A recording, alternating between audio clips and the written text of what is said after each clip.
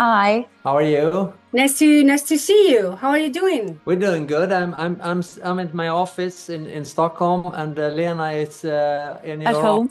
home. I guess very excited. We're really looking forward to seeing you live here in Spain this November. Yeah, it's gonna be so much fun. It's always a treat playing Spain, so it's great. We're doing Barcelona and Valencia. Yeah, that's it. On the 15th and 16th of November. And very happy to be your radio station, to be so close to you once again after so long, because we have a long history of number ones together. But I wanted to ask you, was it hard to get Roxette back on track, after so long with this big name that is Roxette after Marie passing by? What was the most scary thing for you of all the process? Well, Roxette with Marie, we gave it up in 2016. And then, of course, Marie passed away in 2019. And I didn't really know what to do with Roxette at all. And after a couple of years, I just realized that I miss the Roxette songs. I've basically written all those songs on my own, so they're my little babies, and I just felt like I would love to perform them again, and I didn't really know how. And fate came in. I was working on a Swedish album with lots of duet partners, and one of the partners I had was Lena. And in the studio, I just realized how good she was, and that she had a capacity to sing the Roxette songs, and so it was it just happened overnight, basically. So I had set up a meeting with Lena and talked about this idea, and we sat down and just acoustically and played, Fading Like a Flower and Spending My Time, all those songs on acoustic guitar, and it sounded amazing. Lena is such a tremendous vocalist and also a super performer on stage. So I thought suddenly I realized that maybe we should have a go with a new version of Roxette. I've heard that you also have the old band, Roxette band, like with the musicians, right? You have Jonas and Clarence with you, supporting your show. So that is also nice to getting all back together. Also the team. Yeah, it is, and we're old school. We like to play everything live. We don't have any pre-recorded stuff at all. It's 100% organic and 100% live. So we which means that every night is unique, and we can change the songs when we're playing, then we can extend them or make things happen in them, and that's the way we want it to be. It's an amazing band, and I've been working with all of them except the drummer.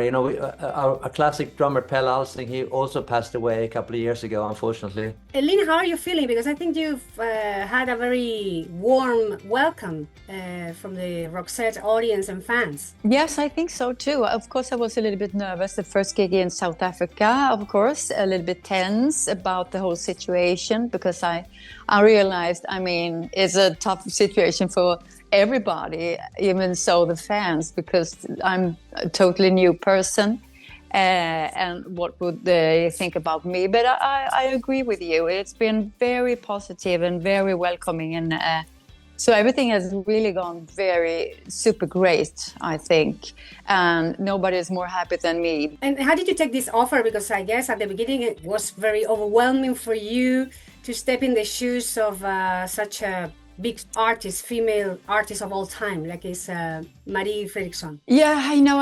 Of course, Marie is the original. I can never replace her. I understood that. So, I wanted really to make sure that everybody knew that I'm here and in a respectful way. And I want to show respect, and I want everybody to know that I understand the situation.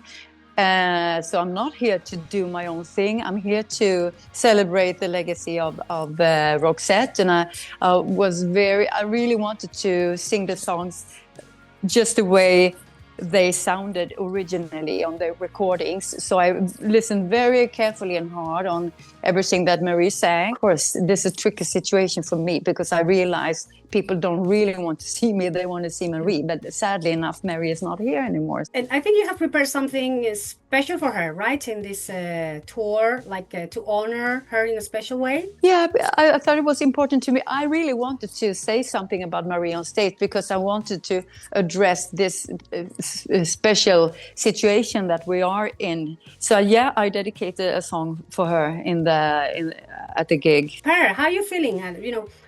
What feelings you have when you get on stage without her? At a personal level, how are you feeling in this new tour? When the tour started in South Africa, I was really nervous, how it's going to feel, how it's going to be, how people are going to react, and how, but, we've done, I don't know, 25, 30 shows by now, and it feels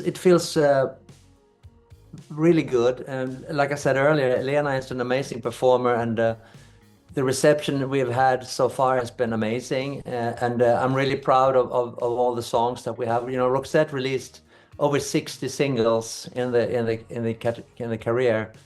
It's a lot of music, it's a big catalog, and so we have a lot of fantastic songs to pick from. So I just, of course, like Lena said, also we all miss Marie, but Marie is not here, so this is a way to honor the legacy of Roxette. What is the thing that you miss the most about Marie Fredriksson, and what did you learn from her? Well, what I miss most, I guess, is our relationship in the early days in the studio when we were building up Roxette, because we were coming from Sweden, which is, as you know, a small country from up north, tried to get out internationally was almost impossible. We were always the underdogs, and we didn't really have big budgets or anything, and we worked with local musicians, and we did it our own way. When I think of Marie, I'm thinking about the struggle that we went through to make all these records together, and also those moments when we realized in the studio that we were doing something that was special. I remember one of the first songs we recorded for the Look Sharp album was a song called Paint. I remember listening to that song in the studio when we were mixing it, and we just realized that, hey, we have a very special sound on this song. We sound very special together, and that gave us a lot of self-confidence. But then, of course, our dreams was to go international. In reality, what that meant was that we go to Denmark or to Norway or to Finland.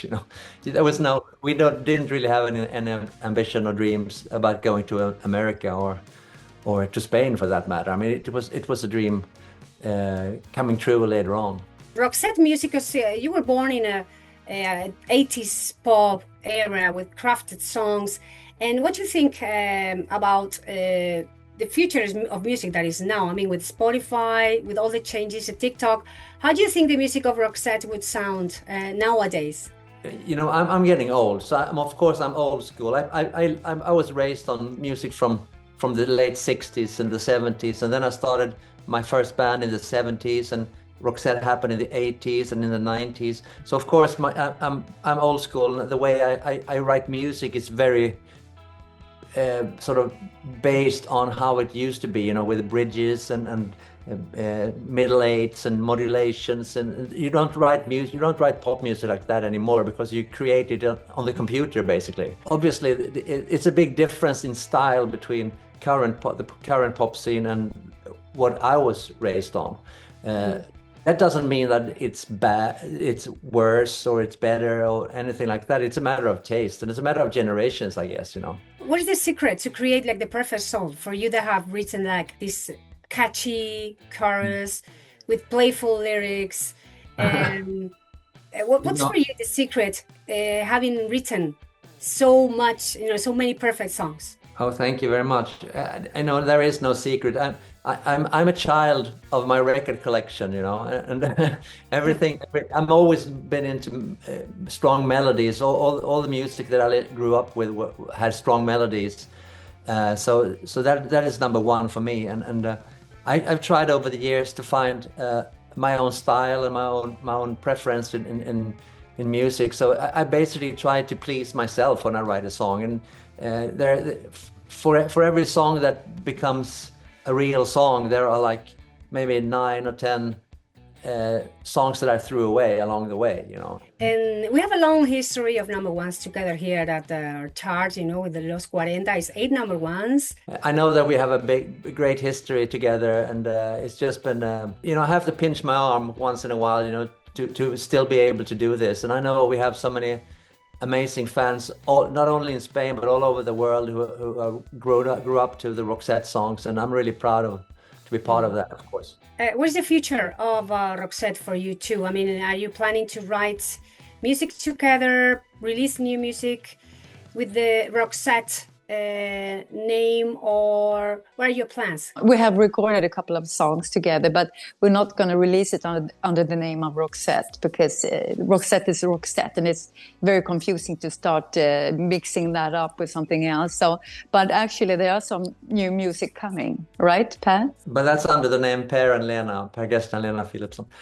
No, I just feel like, you know, Roxette is very much Marie and myself, you know, and what Lena and I are doing is performing the Roxette catalog live. That's basically what we do. We're not starting a new Roxette. We're doing the honoring the Roxette legacy on stage, and that's hopefully what we can do next year as well. You know, it's a big world out there, and the reception we're getting is amazing. So why stop when we're having so much fun? Really looking forward to seeing you live in these 2 shows in November.